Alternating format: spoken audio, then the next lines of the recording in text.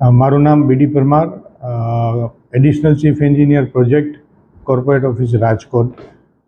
ગઈ પરમ દિવસે માનનીય એમડી મેડમની સૂચનાથી અને અમારા ચીફ એન્જિનિયર વાળા સાહેબ અને ગેલાણી સાહેબની રાહબરી હેઠળ મને અહીંયા પોરબંદર સર્કલમાં રિસ્ટોરેશનની વર્કની કામગીરીના મોનિટરિંગ માટે મૂકવામાં આવેલો હતો. પરમ દિવસે રાત્રે જ મેં બધા એન્જિનિયરોને બોલાવી અને એક મિટિંગ કરેલી હતી અને ગઈકાલે કેવી રીતે કામ કરવું એની આખી સ્ટ્રેટેજી બનાવી અને ગઈકાલે આખો દિવસ અમે વર્ક કરેલું હતું.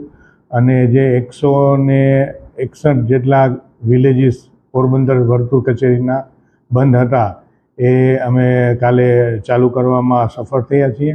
અને ગઈકાલે રાત્રે ફક્ત 23 જ વિલેજ અમારા બંધ હતા.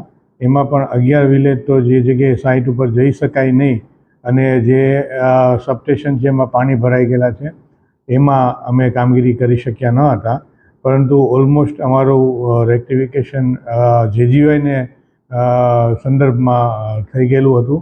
આજે સવારે પણ રાતના વરસાદને કારણે 33 જેટલા ગામડાઓ બંધ હતા જે અત્યારે રેક્ટિફિકેશન કરી અને ચાલુ કરેલા છે. એટલે અત્યારે ફક્ત 21 ગામડા જ અમારા બંધ છે અને આજે સાંજ સુધીમાં લગભગ અમારું રિસ્ટોરેશન વર્ક પૂરું થાય એવી અમે પૂરેપૂરા પ્રયત્ન કરવાના છીએ. ત્યાર પછી ખેતીવાડી ફીડરોમાં અત્યારે ટોટલ 111 ખેતીવાડી ફીડરો બંધ છે.